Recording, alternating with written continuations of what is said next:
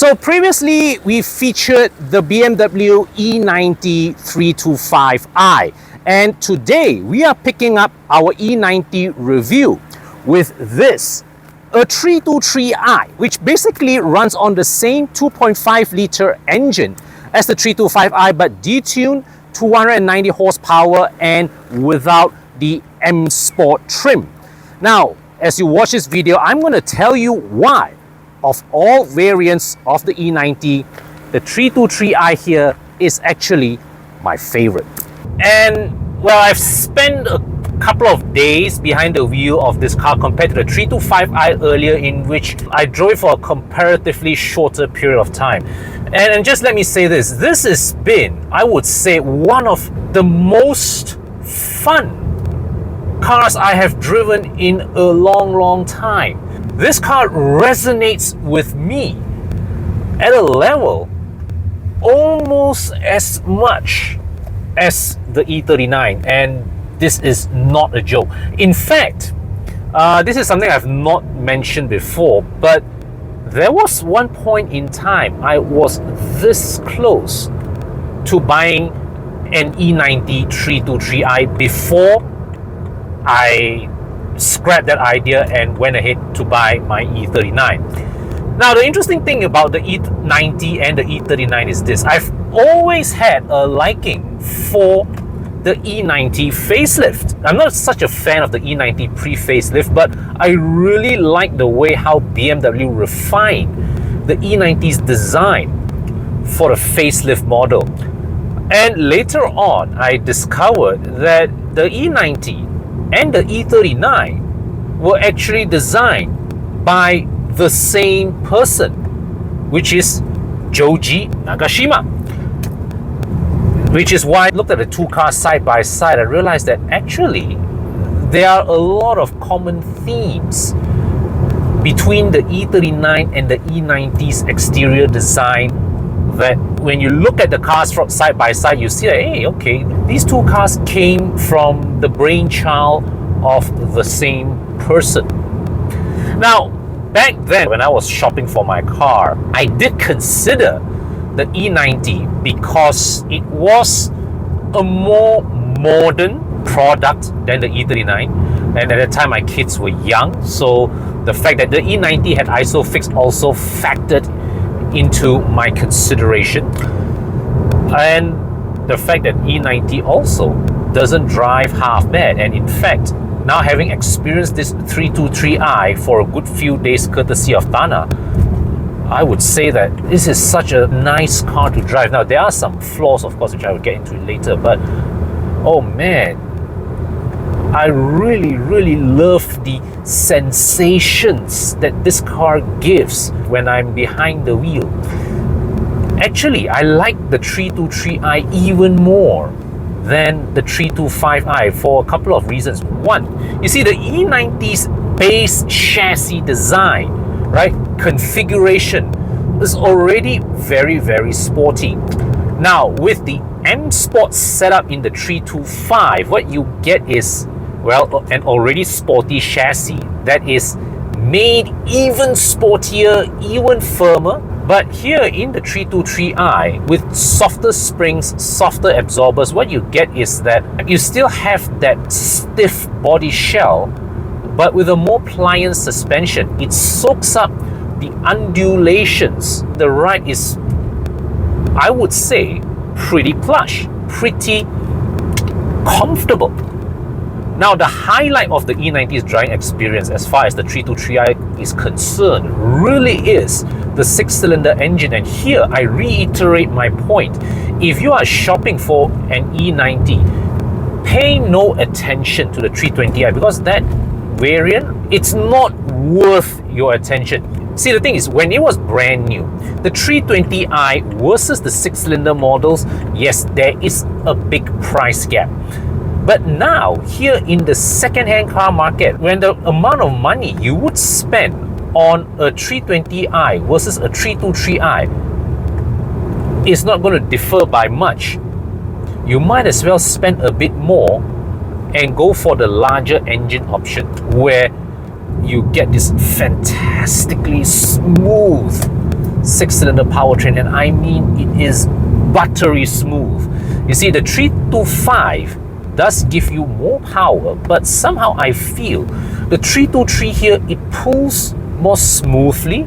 It is a bit more responsive in the mid-range, and let's put it this way, 190 horsepower in a car this size, well, it's still a lot of horsepower. You see, I always felt that in the E90 family, the 323i represented the sweet spot of the range, and my experience with this particular car here absolutely confirms that belief. Now, this particular example of the 323i that I'm driving here also has quite a bit of history, because the previous owner who sold this car to Tana, well, he did something rather crazy. This car was a participant in Evo Enduro 2022. He left KL, I think 1 or 2 days later than all the participants, and he drove 2 days straight, all right, to catch up with the rest of them at Mae Hong Son. And this car went up, went down. All it had to show for after that was just some worn suspension bushings, and that's it. Everything in this car is Enduro certified. So if you're talking about the E90 being a temperamental car, well, if anything, this car proves that the E90 is a solid piece of engineering, and that sensation really shines through as I string this series of bends. The car just feels absolutely solid. Now, that may not be your impression when you touch some of the cabin plastics of the car. Yes, the E90 does have an unfortunate reputation with its cabin plastics, but who cares about cabin plastics when the engine revs with this kind of exuberance, this kind of enthusiasm?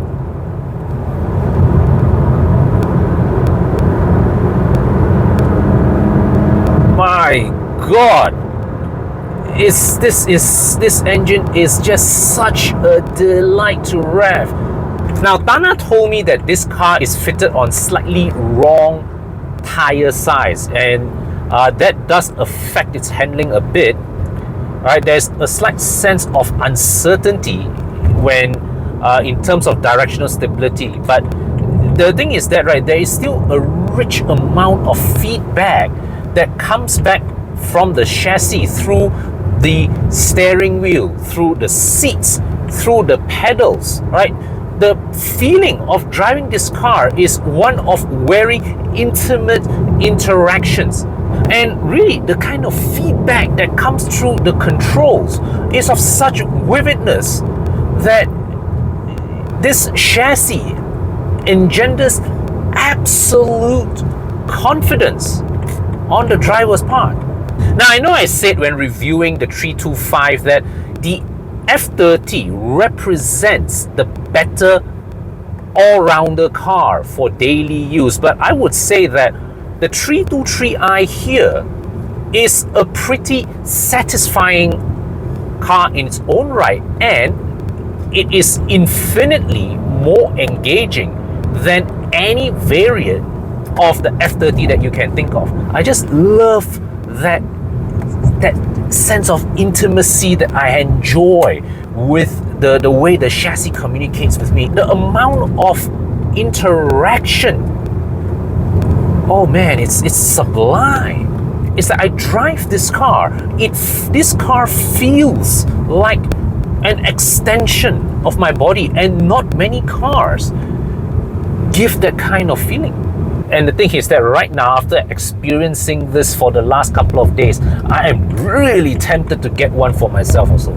So if you compare this 323i here with the 325 that came before, what's obvious is that the design is slightly different. This is the non-M Sport trim, but it is the LCI, and this particular unit here is one of the last few units that BMW sold before they switched over to the F33 series, and this car has a few bits of extras that earlier iterations of the E90 did not have.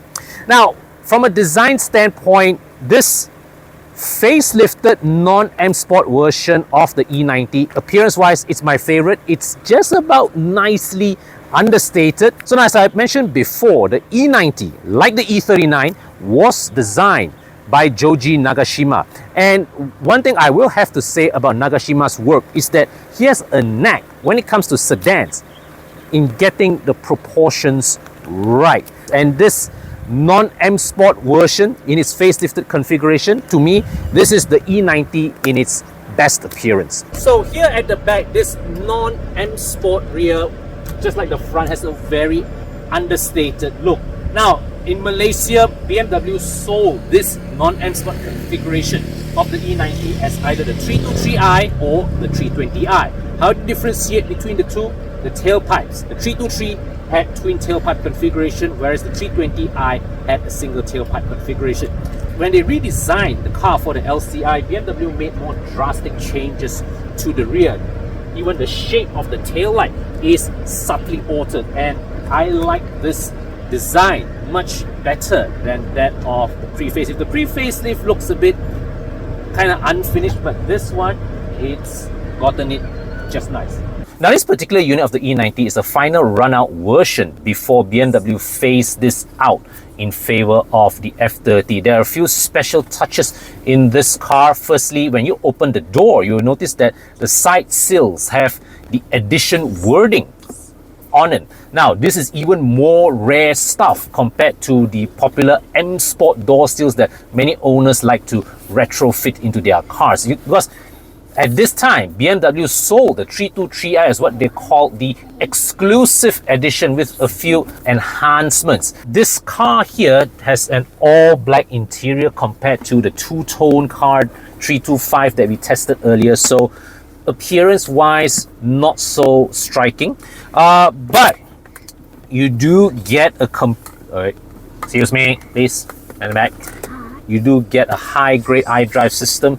You get keyless entry. You don't have reverse camera on this particular model, but the all-round parking sensors show great accuracy in mapping your surroundings. Now, what I was particularly surprised to discover was that this car actually has voice command function. So you press this button here on the steering wheel. What it allows you to do is you can use your voice to browse the iDrive menu. So for example, right now I say telephone.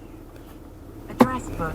Please say a name. Or I say navigation, right? Let's try it again. Telephone. Telephone.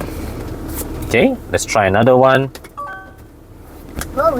Vehicle information. Please repeat. Vehicle information. Vehicle information. Journey computer. Journey computer. But otherwise, most of the features here are the same as the 325i that I tested earlier. Oh, but the pedal shifters have been altered. The previous 325i, you had the pull and push type pedal shifter. This one is the plus on the right side, minus on the left side. So the beauty with the 323i here is that yes, you have to make do with a bit less power than the 325i. You don't get the M Sport body kit, but in terms of features, right, things like keyless entry, things like full iDrive, dual zone climate control, all of these are equal between the 323i here and the 325, which means that whether you go 323i or 325i here, in terms of function equipment, you get exactly the same things. So in conclusion, I would consider the E90, where the driving experience is concerned, is really the 3 Series at its best. So you get that dynamic sharpness, firstly. The sensations are still very analog because this car still has electric power steering. It still has a mechanical handbrake, and it does have a naturally talented chassis. But at the same time, you still get a good dose of technology. You have iDrive, you have keyless entry, you have traction control system. All of this contribute to a driving experience that fits with modern definitions of refinement. So Tana has been very kind in letting me spend a good 3-4 days with this car, and I am absolutely smitten by what it has to offer. There is that sensation of mechanical integrity to this car that is extremely pleasing to the senses, and there's just the way this car resonates with me as I drive that closely matches what I feel every time I get behind the wheel of my own E39. And what I will say is this: the E90 here is truly a special car, and if you're looking to get one, I would say now is a great time because prices are down, right? You can get good examples, pre-facelift ones in the 20s, and you can even get some good example LCI models in the 30s to 40s range. And to reiterate, my favorite variant in terms of the sweet spot is the 323i here. Most people prefer the 325i. Of course, the 320d is a good option to consider. The 335i is rare stuff in our market, but if you have it, that's something special too that will hold its value. And lastly, of course, there is the 320i that, sorry to say, don't waste your time on that. Okay, but yeah, so that concludes my two-part review of the BMW E90. So do share with me your thoughts in the comment section. I'd love to hear from you, especially if you're an owner of the E90 and you would like to share your experience of this car with any prospective owners. You know, how has your experience been? Positive, negative? Either way, I want to know about it. So that's it for today, and I will see you in my next video.